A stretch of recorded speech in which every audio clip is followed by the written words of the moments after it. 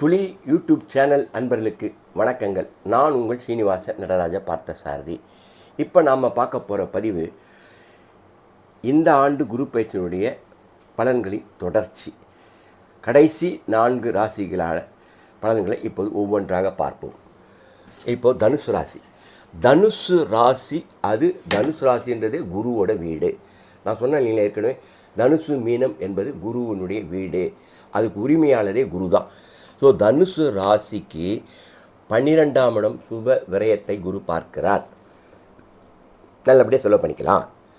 அந்த சுப விரயம் 12ஆம் இடம் செவ்வாயுடைய வீடாக இருக்கிறதுனால கல்யாணம், சுப நிகழ்ச்சிகள், சீமந்தம், நிச்சயதார்த்தம் எது ஒன்றாலும் தனுசு ராசிக்காரை சார்ந்தவர்கள் அவர்கள் வழியிலேயாவோ அவர்கள் குழந்தைகள் வழியாவோ கிரகப்பிரவேசம், பூமி பூஜை, வீடு வாங்குறது அவங்க பசங்க மூலமாக ஒரு தனுசு ராசியை சார்ந்தவர்கள் ஆணாக இருந்தாலும் பெண்ணாக இருந்தாலும், ஒருவேளை அம்மாவாக இருந்தால் இந்த சுபவிரயம், அப்பாவாக இருந்தாலும் இந்த சுபவிரயம்.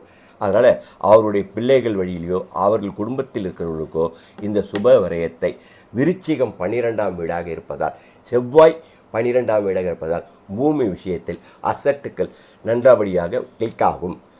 2ஆம் இடம் தனஸ்தானம். தனஸ்தானத்தை குரு பார்க்கிறது. தனஸ்தானம் அதற்கு உண்டான ப்ராஃபிட்டை கொடுக்கறது, வாங்கிறதுக்கு உண்டான பசங்களுக்கு அந்த தெம்பையும் தைரியம் கொடுக்கணும் இல்லையா, பணம் வரணும் இல்லையா.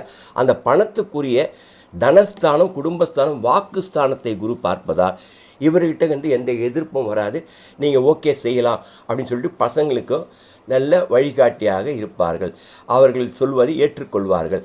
அதனால் இந்த 2ஆம் இடம் குரு வாக்குஸ்தானத்தையும் தனஸ்தானத்தையும் குடும்பஸ்தானத்தையும் பார்ப்பதால் தனுசு ராசியை சேர்ந்த பிள்ளைகள் மூலமாக குடும்பத்திற்கு புது வரவுகள். எப்பவுமே 2ஆம் இடத்தை குரு பார்த்தா அந்த குடும்பத்தில் புது வரவு வரும். வரவுன்னா என்ன? குழந்தை தான்.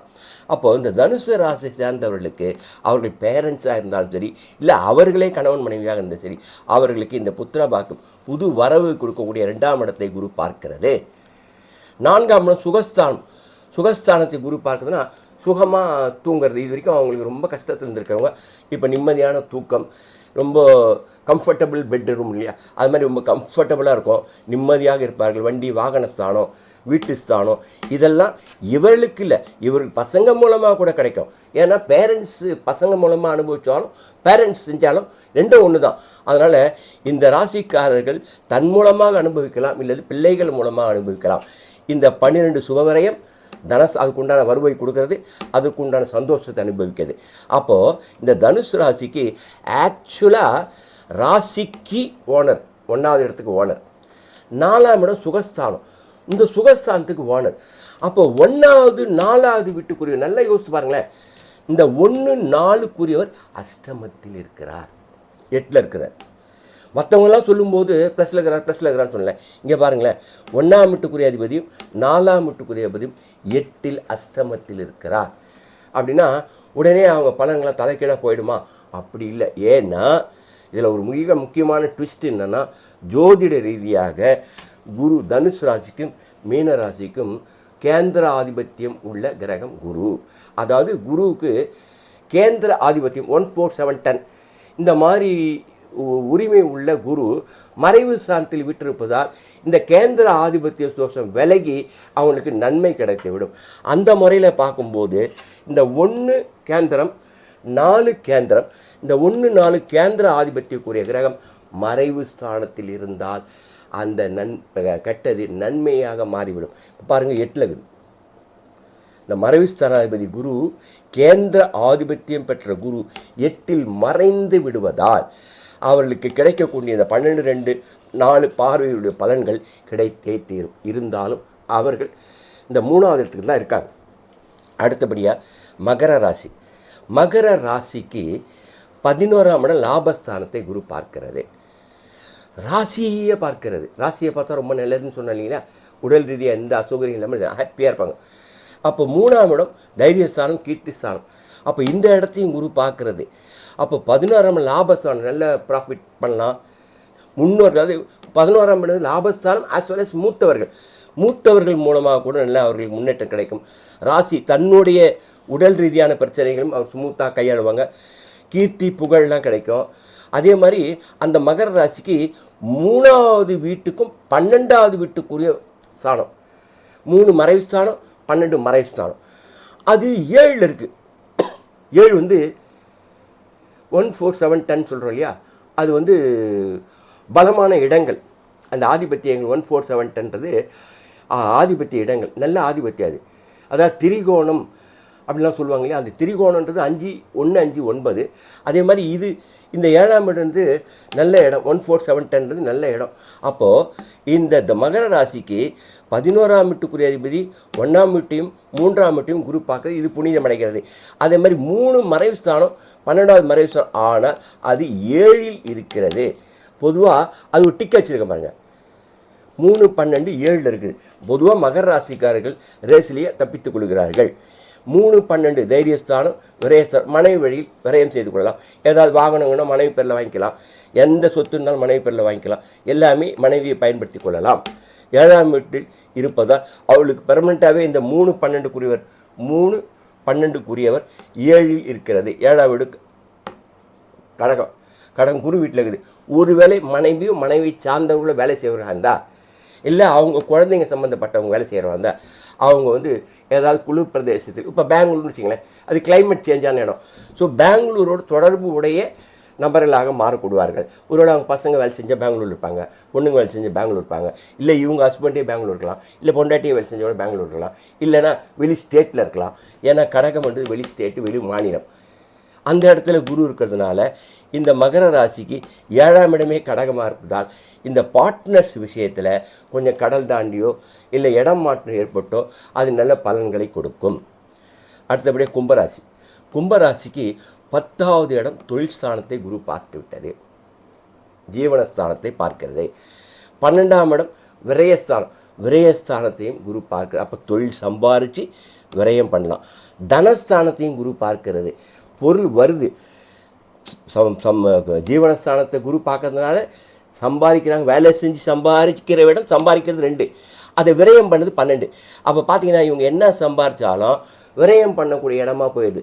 அப்போ 10 2 12 காம்பினேஷன் என்ன தான் சம்பாதிச்சாலும் அது விரயத்தில் நல்ல விரயமாக கொண்டு போய் செலவு பண்ணி விட்டுவிடும். அதனால் இவங்க தயவு செஞ்சு கும்பராசிக்காரங்களுங்க இந்த குரு பயிற்சியை சுபிட்சமான செலவுகளுக்கு பயன்படுத்தி கொள்ளுங்கள். அதே மாதிரி ஆக்சுவலாக அந்த கும்பராசிக்கு 2வது வீட்டுக்கும் 11வது வீடு லாபஸ்தானத்துக்கும் குரு ஓனர். 2 தனஸ்தானம், 11 லாபஸ்தானம். இந்த 2மே பாருங்கள் ஃபினான்ஷியலாக அற்புதமான இடம். கும்பராசிக்கு 2 தனஸ்தானம், 11 லாபஸ்தானம். அப்போது 2மே ஃபினான்ஷியலுக்கு ஏற்ற இடம்.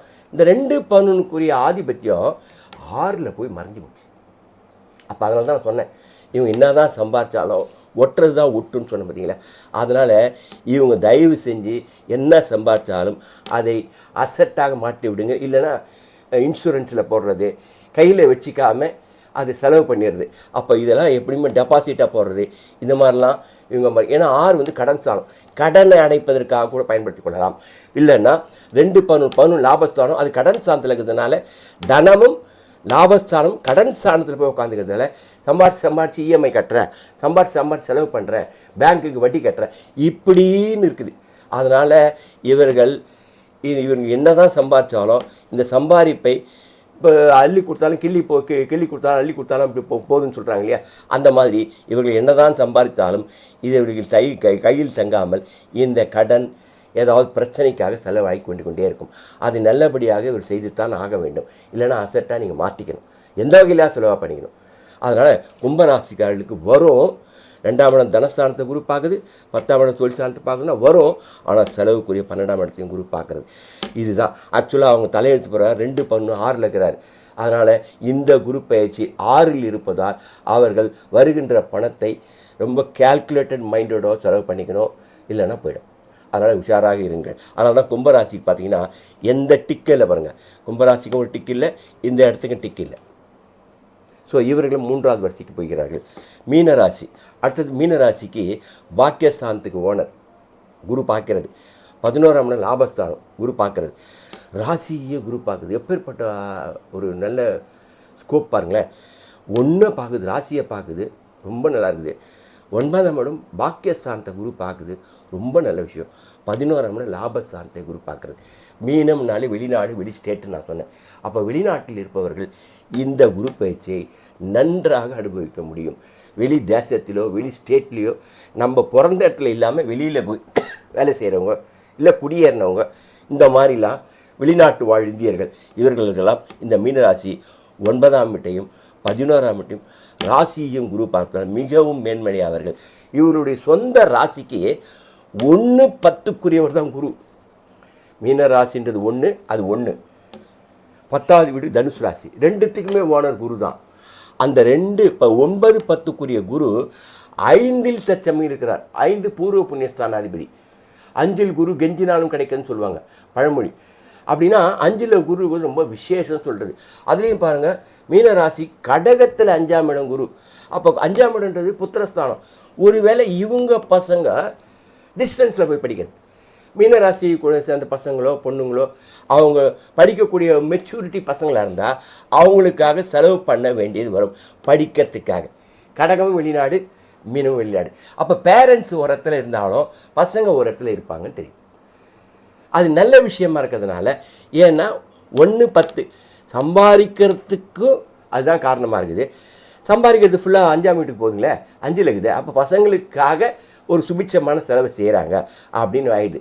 அது வெளிநாட்டில் இருக்கிறவங்க, சப்போஸ் பேரண்ட்ஸ் இங்கே இருந்தால் பையன் வெளிநாட்டில் படிப்பான், இல்லை வெளிநாட்டில் பேரண்ட்ஸ் இருந்தால் வெளிநாட்டு வெளிநாடு பையன் இருப்பான். அப்போது பசங்களுக்கும் பிள்ளைங்களுக்கும் ஏதோ ஒரு சுபிட்சமான டிஸ்டன்ஸ் இருந்து கொண்டே இருக்கும். அதனால் இந்த 1-10 ஆதிபத்தியம் நல்ல ஆதிபத்தியம், அது 5ல் நல்ல ஆதிபத்தியத்தில் இருப்பதால் அங்கே ஒரு டிக் கொடுத்துருக்கேன் பாருங்கள். அப்போது மீனராசிக்கு டபுள் டிக் கிடச்சிச்சு இல்லையா? அதனால் மீனராசியும் நம்பர் 1 பொசிஷனில் தங்க வைத்து கொடுக்குறார்கள். அதனால் இப்போ நம்ம 12 ராசியும் பார்த்தோம். இந்த 12 ராசியில்